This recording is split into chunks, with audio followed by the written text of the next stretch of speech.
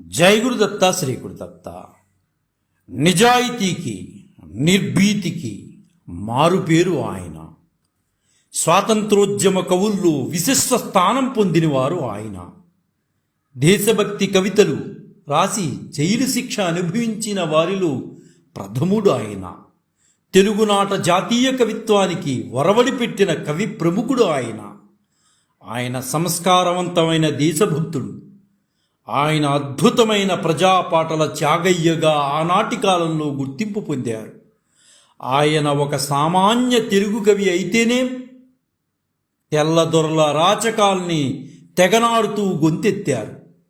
ఆయన కలం నుంచి జాలువారిన తెలుగు పాట ఆయన గళం.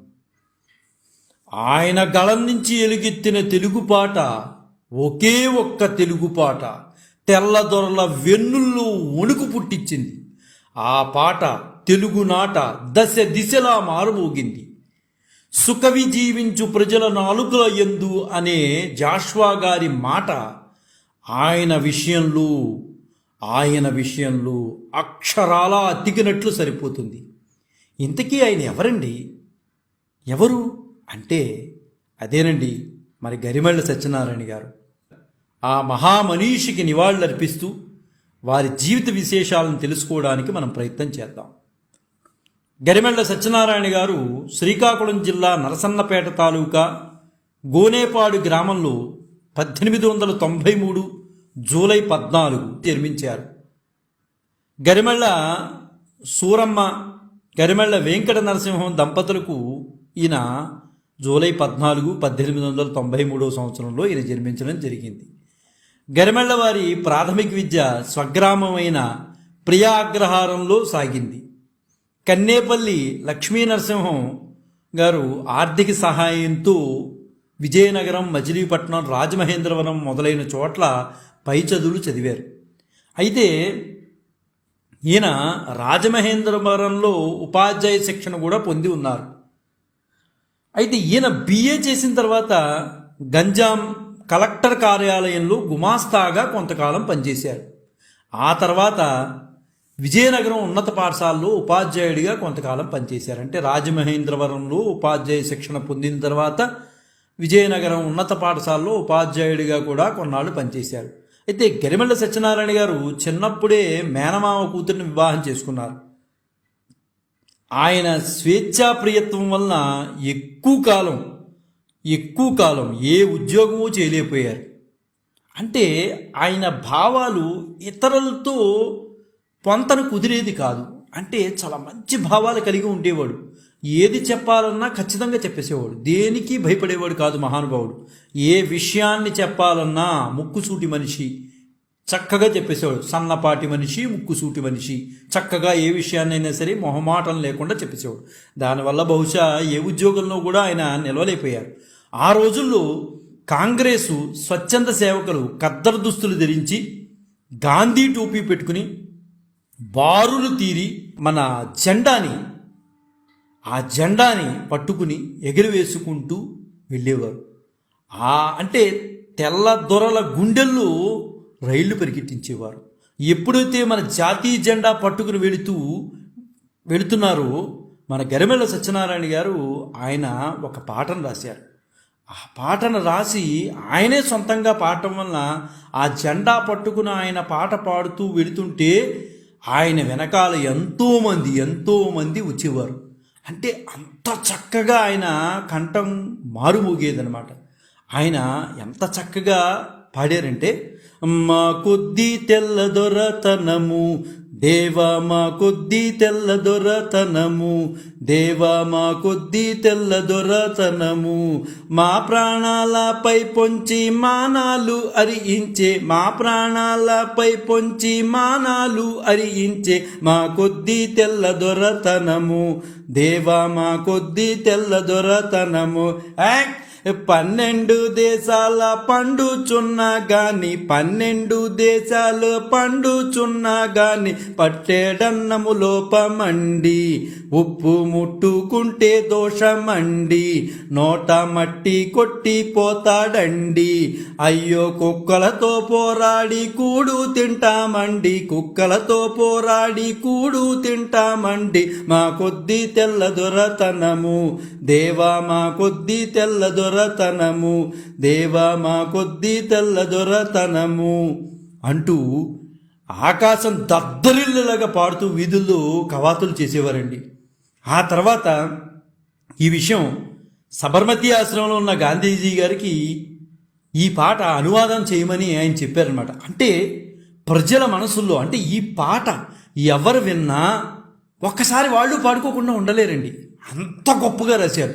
చిన్న నుంచి పెద్ద వరకు ఒక్కసారి మా కొద్దీ తెల్లదొరతనము దేవా అనే ఈ పాటని ఎవరు విన్నా సరే ఒకసారి అంతర్గతంగా వాళ్ళు పాడుకు తేలాల్సిందే. అంత గొప్ప పాటను రాసిన వాడు మహానుభావుడు గరిమెళ్ళ సత్యనారాయణ గారు. అందుకనే గాంధీజీ గారు కూడా ఆ పాట వినంగానే ఆయన మైమరిచిపోయి దీన్ని అనువాదం చేసి పంపించమన్నాడు హిందీలో. అంటే అంత చక్కగా ఆయన గరిమెళ్ళ వారు రాయగలిగారు అనమాట ఈ పాటని. అయితే టంగుటూరి ప్రకాశం పంతులు గారి స్వరాజ్య పత్రికలో ఇంగ్లీషులోకి అనువదించి ప్రచురించారు.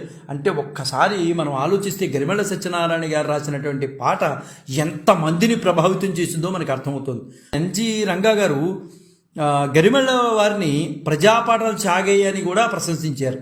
అంటే ఎంత గొప్ప విశేషం అండి. మహానుభావులు అందరూ కూడా ఈయన్ని ప్రశంసిస్తూనే ఉన్నారు. గరిమెళ్ళ వారు కేవలం రచయితే కాదండి, గొప్ప గాయకుడు కూడా. తన కంచు కంఠంతో కంగున పాటలు పాడుతూ ఉన్నా అది తెల్లవాళ్ళ గుండెల్లో రైలు పరిగెత్తిచ్చేదండి. అంత చక్కగా పాట పాడేవాడు. మా కొద్దీ తెల్లదొరతనము అనే స్వాతంత్ర గీతము, ఈ గీతం ఏదైతే ఉంది ఈ స్వాతంత్ర గీతము దిశలా మారుమోగిపోయిందండి. అంటే ఇక్కడ అక్కడ ఎక్కడ అని కాదు తేడా, ఎక్కడ సర్వవేళలా అన్ని వేళలా కూడా ఈ పాట అలా మారుమోగిపోయింది.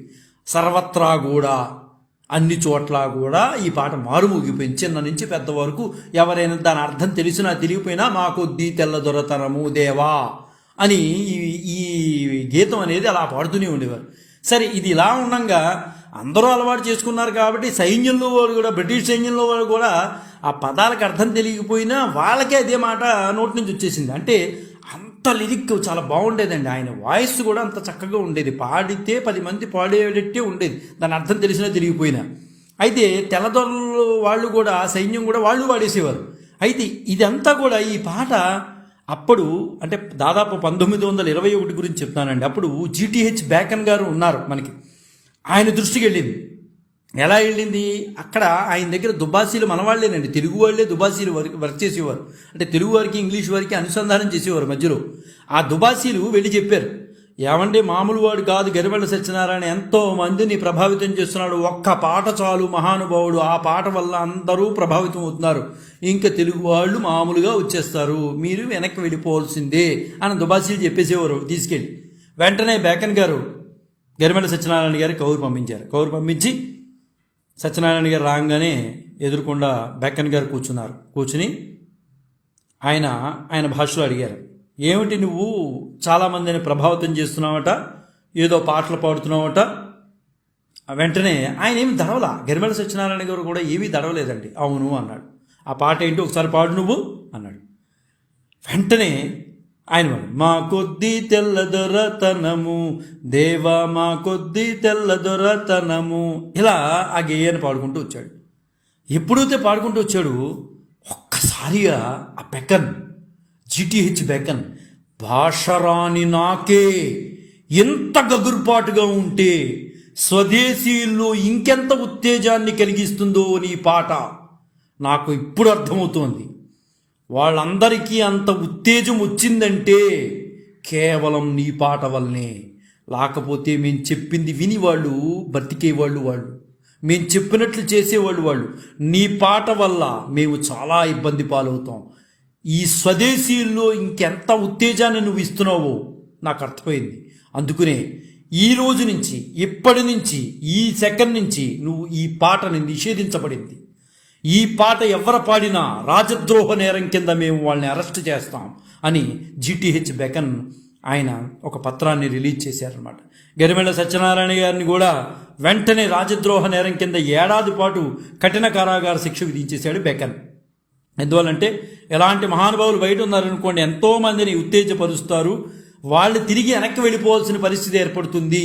ఎందువల్లంటే దుబాసీలు మధ్యలో ఉండి నాశనం చేశారండి వాళ్ళని. ఈ దుబాసీల వల్లనే కొంత నాశనం అయ్యాం.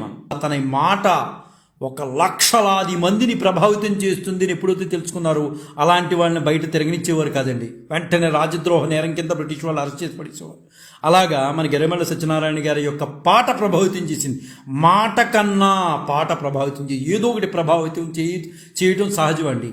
ఆయన యొక్క పాట ప్రభావితం చేసింది. తెలుగు సాహిత్య చరిత్రలోనూ విస్మరించరాని రోజు ఒకటి ఉందండి. అదే 1922 ఫిబ్రవరి 9న ఒక పాట వల్ల ఒక తెలుగు కవికి కారాగారానికి వెళ్ళిన రోజు ఫిబ్రవరి 9, 1922 సంవత్సరం. ఎంత బాధాకరం అండి.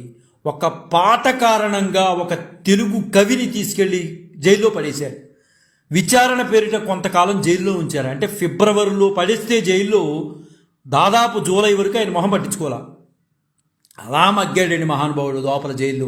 మళ్ళీ విచారణ పేరుతో 1922 జూలై నెలలో చివరిలో ఆయన గరిమెళ్ళ వారిని విచారణ చేసి 2 ఏళ్ళు శిక్ష విధించారు. ఇది రాజద్రోహమే.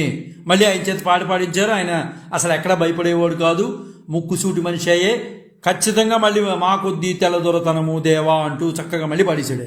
ఆయన వెనుదిరిగే లక్షణం లేదండి. ఎవరో ఏదో అనుకుంటారు ఏదో అని ఆయన కూర్చుని మాట్లాడకుండా కూర్చునే వ్యక్తి అయితే కాదండి.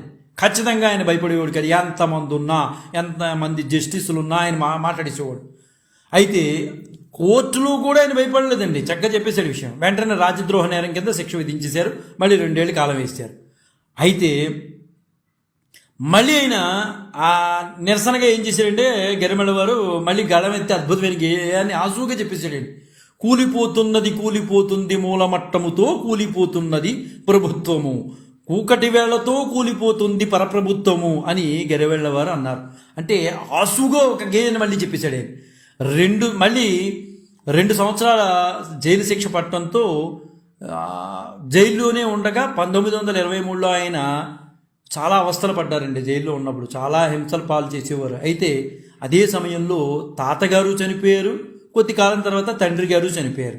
అయితే ఎవరిని చూడటానికి గరిమెళ్ళ వారికి వెళ్ళడానికి అవకాశం కలిగించలేదండి బ్రిటిష్ వాళ్ళు. ఎందువల్లంటే నువ్వు క్షమాపణ చెప్పి ఆ పాట నేను పాడను అని అనుకుంటే, మాకు దగ్గర ఒప్పుకుంటే నువ్వు వెళ్ళాలి.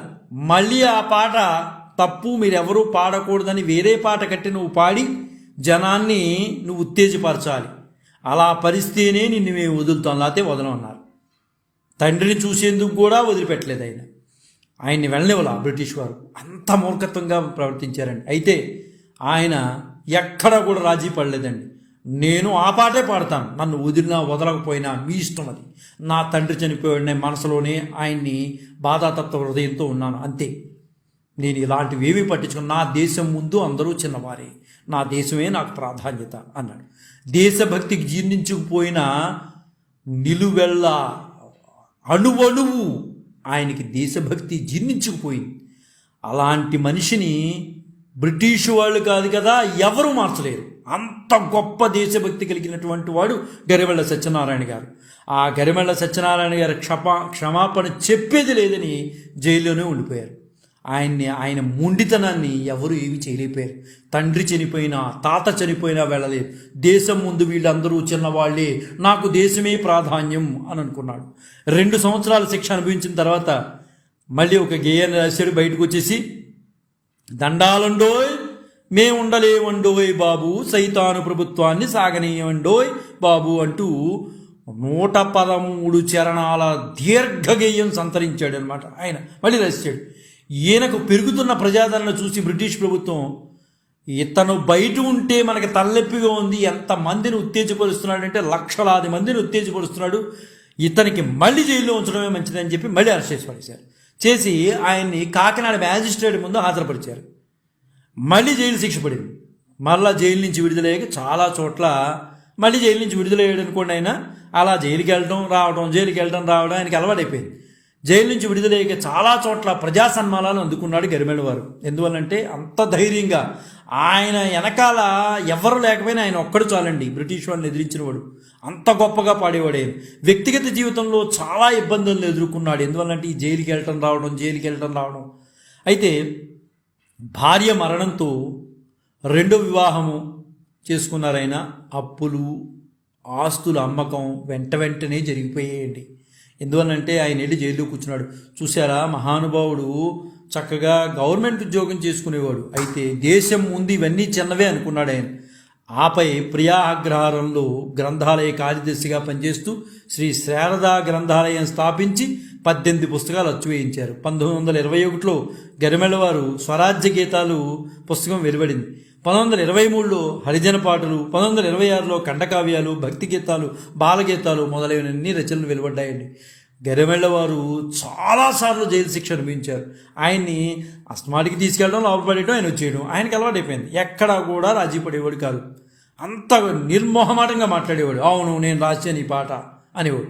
జైల్లో ఉండగా ఆయన ఎంత గొప్పవాడంటే తమిళ్, కన్నడ భాషలు కూడా నేర్చుకున్నాడండి. తమిళ్ నుంచి, కన్నడ నుంచి తెలుగులో కూడా కొన్ని గ్రంథాలు అనువాదం చేశాడు. అదేవిధంగా తెలుగు నుంచి తమిళ్లోకి, కన్నడంలోకి కూడా కొన్ని గ్రంథాలు అనువదించాడు కూడా. కొన్ని ఖండకావ్యాలు రచించి ఆయన మాణిక్యం అనే నాటకాన్ని వెలువరించారు. ఆంగ్లంలో కూడా గరిమెళ్ళ వారు కొన్ని రచనలు చేశారు. ఎందువల్లంటే జైల్లో ఉన్నప్పుడు ఏమీ ఉండేది కాదండి. కనీసం తిండి కూడా పెట్టేవారు కాదు, ఏదో పడేసేవారు. ఆ సమయంలో ఆయన వాటి మీద దృష్టి పెట్టారనమాట. ఆంగ్లం నుంచి కొన్ని గ్రంథాలను తెలుగులోకి అనువదించాడు. భోగరాజు పట్టాభి సీతారామయ్య గారు ఆంగ్లంలో the economic conquest of India అని ఒక గ్రంథాన్ని రాశారండి. దానికి తెలుగులోకి అనువదించాడు మన గరిమెళ్ళ వారు. ఆంగ్ల పద్యం హార్ట్ ఆఫ్ ది నేషన్కు తెలుగు అనువాదం కూడా చేశాడు ఈయన. అంటే అటు ఇంగ్లీషు, తమిళు, కన్నడ భాషలపై మంచి పట్టుందండి మహానుభావుడికి. శారదా గ్రంథాలయాన్ని స్థాపించారు. అదేవిధంగా త్రిలింగ పత్రికలో దుందుబి వికారి కలముల పేరుతో రాజకీయ వ్యాసాలు రాసేవాడు అనమాట. ఎక్కడ తగ్గేవాడు కాదండి. ఏ విషయాన్ని చెప్పాలనుకున్నా నిర్మోహమాటంగా చెప్పేసేవాడు. ఎక్కడా భయపడేవాడు కాదు. 1933లో చైనా జపాన్ అనే పుస్తకాన్ని కూడా ఆయన రచించాడండి. ఎక్కడ అంటే ఎవరి గురించి కూడా భయపడేటటువంటి మనస్తత్వం అయితే కాదు. జైల్లో ఉండగా గాంధీ తత్వం బాగా వంట పట్టిందండి. విదేశీ వస్తు బహిష్కరణ పిలుపును మనసారా నమ్మారండి మన గరిమెళ్ళ వారు మాత్రం. ఎక్కడా కూడా అంటే ఆయన అణువు కూడా స్వాతంత్రోద్యమ సాధనే ఆయన మనసులో ఉందండి. అదే ఉండిపోయింది. ఆయన విదేశీ విద్యలను బహిష్కరించాలి, వీళ్ళ వల్లనే తగలడిపోయాం మనం అనేది ఆయన మనసులో ఉందన్నమాట. అంటే చదువుని విమర్శించలేదండి, ఆ వ్యక్తులను విమర్శించాడు ఆయన. అందువలన వాళ్ళ ద్వారా వచ్చిన విదేశీ భాష మనకొద్దు అనేవారు. తన 3 తమ్ములను ఇంగ్లీష్ చదువులు మానిపించేశాడు. కేవలం విదేశీ విద్య వాళ్ళు తీసుకొచ్చారు. అంటే చిత్రహింసలు పాలు చేశారండి మనని. ఆ చిత్రహింసలు పాలు చేశారు కాబట్టి వాళ్ళతో వచ్చినటువంటి భాష వద్దు, మనం నేర్చుకోవచ్చు, కానీ వాళ్ళతో వచ్చిన భాష మనకు వద్దు అని ఆయన వాళ్ళ తమ్ముళ్ళను కూడా ఇంగ్లీష్ చదువులు మానిపించారు. సరే, తన చెల్లెల్ని ఇంగ్లీషు చదివిన వాడికి ఇచ్చి పెళ్లి చేయాలని చెయ్యను అని భీష్మించి కూర్చున్నాడండి. నేను పెద్ద ఇంగ్లీష్ చదివిన వాడికి మాత్రం నా చెల్లెని ఇచ్చి చేయను అని. అయితే ఆయన దేశభక్తి కుటుంబానికి అది శాపమైందేమో అని కొన్నిసార్లు అనిపిస్తూ ఉంటుంది. అదే వరమైందేమో మరి మహానుభావుడు. అయితే ఆయన దేనికి లొంగేవాడు కాదండి, నిర్మోహమాటంగా మాట్లాడేసేవాడు.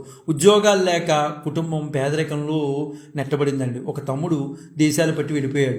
ఆస్తులు అమ్ముకుని పొట్ట పట్టుకుని చాలా బాధపడ్డారండి. మధ్యలో పోలీస్ కేసులు, జైలు శిక్షలు, దేశాన్ని ఏం ఉద్ధరిస్తాడో కానీ కుటుంబాన్ని నాశనం చేసుకున్నాడని చాలామంది సూటిపోటి మాటలు అనేవారండి. పక్కవాళ్ళే అనేవారు, నాయన దేశాన్ని ఉద్ధరిస్తామని అనుకుంటావు, నీ కుటుంబాన్ని నువ్వు ఉద్ధరించుకోలేకపోతున్నావు. ఆయన దేన్ని పట్టించుకునేవాడు కాదండి. విమర్శలను కూడా నా దేశమే నాకు ముఖ్యం అనుకునేవాడు మహానుభావుడు. అయినా తాను ఎంచుకున్న మార్గం నుండి ఒక్క అంగుళం కూడా పక్క జరగాల. ఎంతోమంది విమర్శలు చేశారండి. ప్రత్యక్షంగానూ పరోక్షంగానూ ఆ విమర్శలు ఆయన చెవులకు వస్తూనే ఉండేవి. కానీ ఆయన కృత నిశ్చయం ముందు ఇవన్నీ కూడా చాలా స్వల్పమైనవి అయిపోయాయి. తాను వ్రాసిన పుస్తకాలు ఇతరుల పుస్తకాలతో ప్రచురిస్తే బాగుంటుందని శారదా గ్రంథాలయం అనేది ప్రారంభించారండి ఆయన. దేశభక్తి తప్పించి మరొక యుక్తి తెలియని గరిమెళ్ళ వారుకి భారీగా ఆర్థిక నష్టమే మిగిలిందండి. పైకి దేశభక్తులు అని చెప్పుకున్న ఆ పుస్తకాలని ఎవరూ కూడా ఆదరించలేదండి.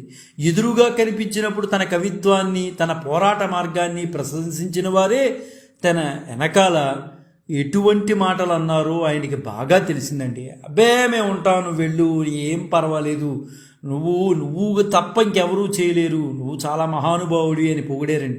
ఆయన మెట్టు దిగి వెళ్ళిపోగానే ఆయన విమర్శ చేసేవారు. అప్పుడు ఉన్నారు ఇలాంటి వారు. అయితే దేనికి ఆయన భయపడేవాడు కాదు, ఆయన అనుకున్నది ఆయన చేసేవాడు. గరిమెళ్ళ సత్యనారాయణ గారు జీవనోపాధి కోసం 1933లో మద్రాసు చేరుకున్నారండి. అక్కడ గృహలక్ష్మి పత్రికా సంపాదకుడిగా ఉద్యోగంలో చేరారు. కొంతకాలం తర్వాత అక్కడి నుంచి మానివేసి ఆచార్యంగ వాహిని పత్రికల్లో సహాయ సంపాదకుడిగా చేరారు. కొద్ది రోజుల తర్వాత ఆంధ్రప్రభలో చేరారు. కొంతకాలం ఆనందవాణికి సంపాదకుడిగా పనిచేశారు. ఎక్కడానండి ముఖ్యంగా ఏంటంటే ఈయన మనస్తత్వం అలాంటిది, ఎవరికి కూడా రాజీ పడేవాడు కాదు, చెప్పాలనుకున్న మాటను చెప్పేసేవాడు. బహుశా అదే ఈయనకి శాపమైందేమో అని చాలామంది పెద్దలు అంటూ ఉంటారు. ఆ తర్వాత కొంతకాలం ఫ్రీలాన్స్ జర్నలిస్ట్గా కూడా జీవనం సాగించాడండి మహానుభావుడు. అయితే ఎవరిని కూడా ఏది కూడా భయం అనేది లేదండి, ఈయనకి చెప్పవలసింది చెప్పేసేవాడు. అయితే ఆయన ఒక్కటే అనుకునేవారు, ఇప్పుడు జరిగేది తన ఒక్కడికే అనుభవమే కాదు, స్వాతంత్ర పోరాటంలో దిగిన చాలామంది పరిస్థితి ఇలాగే ఉంటుంది, ఈ చూసేవాళ్ళు నా ఒక్కడిదే అనుకుంటున్నారు, మిగతా వాళ్ళది వాళ్ళు చూడలేదు కాబట్టి వాళ్ళకి తెలియదు, కాబట్టి నేను ఎందుకు బాధపడాలి, నా ముందు చాలామంది ఉన్నారు మహానుభావులు అనుకునేవాడండి. ప్రతి విషయంలో కూడా అలాగే ఆలోచించేవాడు. అయితే చెప్పవలసినవి, తెలుసుకున్న విషయాలు ఏవైనా కవిత్వంతో చొప్పించేవాడండి. కవిత్వం ఎప్పుడైతే చొప్పించేవాడో ప్రజలకి మనసుకి చాలా దగ్గర అయిపోయిందండి. ఎర్రమెళ్ళ సత్యనారాయణ గారు 1933లో చెన్నపట్నం చేరారని మనం మాట్లాడుకున్నామండి.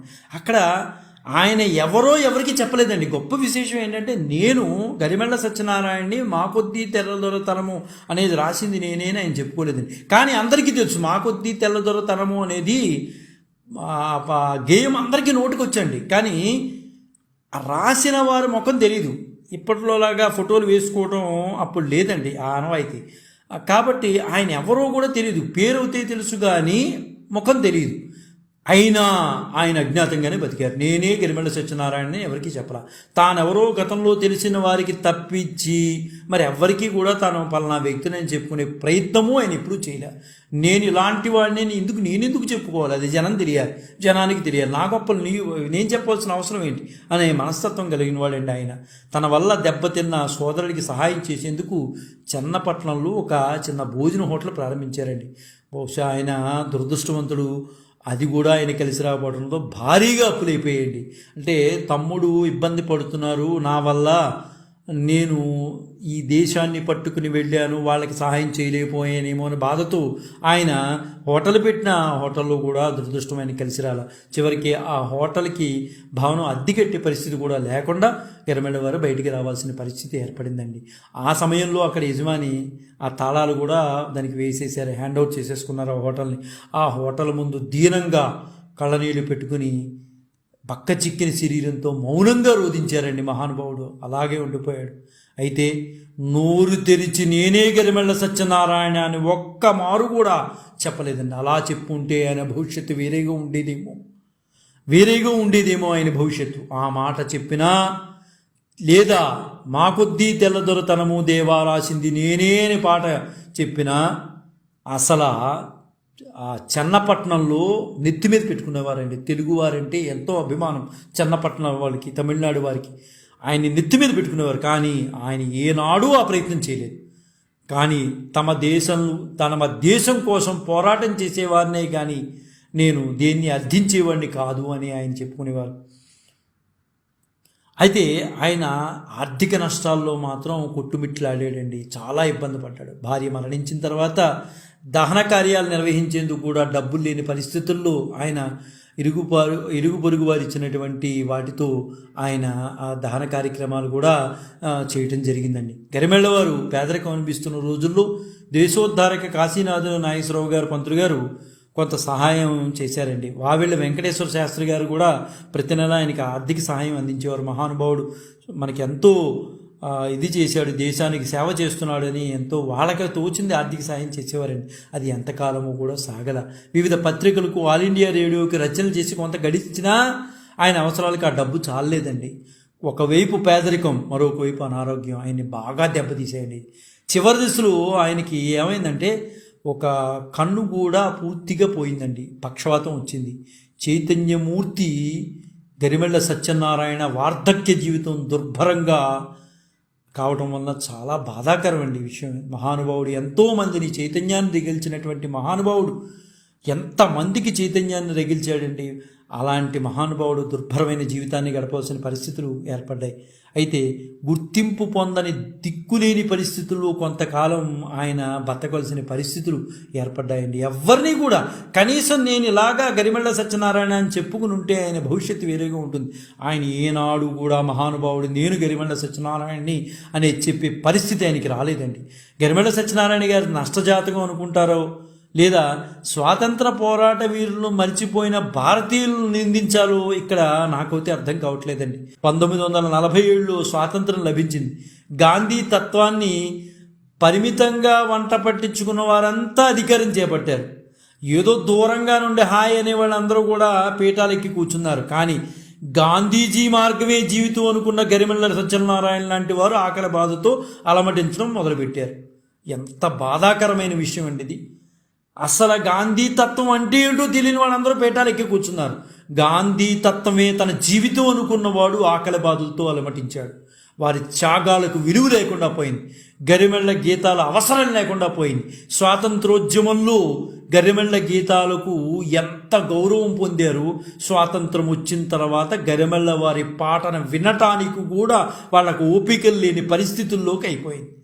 ఆయన రాసిన ఒకే ఒక గేయంలో 12 దేశాలు పండుచున్నది గాని పట్టెడన్నములోపమండి అని నాటి పేదల గురించి చెప్పిన గరిమెళ్ళ తన చివరి రోజుల్లో కూడా అది అనుభవిస్తానని ఏనాడు అనుకుని ఉండడేమో మహానుభావుడు. చుట్టూ తన గురించి తెలిసిన వారే, కానీ వారి మధ్యలో ఉన్నది తానేనని ఎవరికీ తెలియకపోవడం చాలా దురదృష్టకరం. అలాంటి జీవితంలో బతికాడు మన గరిమెళ్ళ వారు. పట్టెడన్నము పెట్టేవారు లేక, ఆకలి బాధతో తట్టుకోలేక చివరి రోజుల్లో చెన్నపట్నంలో దుర్భరమైన జీవితం గడిపాడండి.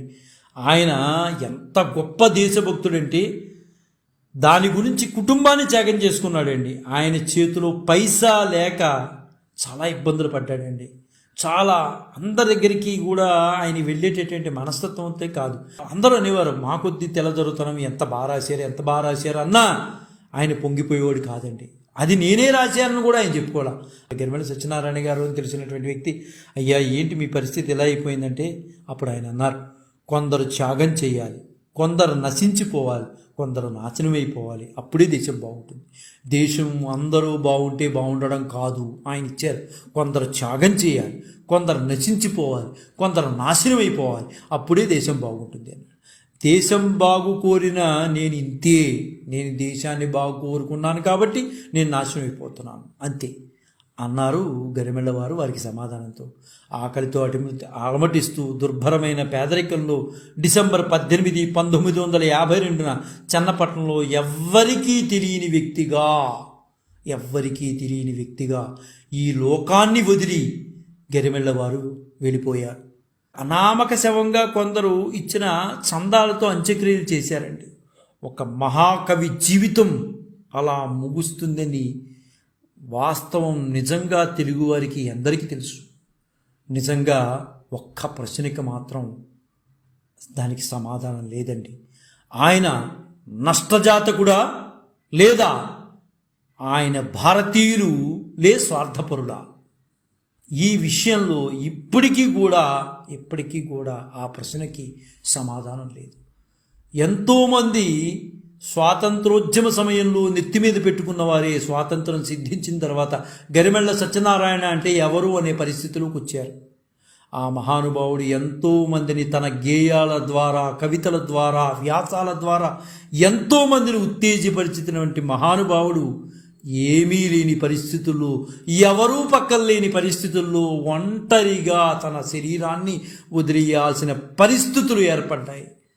చాలా దురదృష్టకరమైన విషయం. ఒక కవికి పట్టకూడని విషయము ఆయనకి జరిగిందండి. దీన్ని బట్టి ఆయన నష్టజాతకుడా లేదా భారతీయులు అలాంటి వారా గుర్తించలేకపోయారా అనేది నేటికీ సంశయంగానే మిగిలిపోయిందండి. నాయకులు ఆయన్ని పట్టించుకోలేదా, ప్రజలు ఆయన్ని దూరం చేశారా అనేది ఈ ప్రశ్నకి సమాధానం ప్రశ్నగానే మిగిలిపోయింది. సమాధానం తెలియకుండానే గరిమెళ్ళ సత్యనారాయణ గారు ఈ లోకాన్ని వదిలి వెళ్ళిపోయారు. ఆ మహానుభావుడికి నివాళులర్పిస్తూ జై గురుదత్త, శ్రీ గురుదత్త, శ్రీపాద శ్రీవల్లభ చరణదాసుడు, మానికొండ రాజశేఖర శర్మ, రాజమహేంద్రవరం.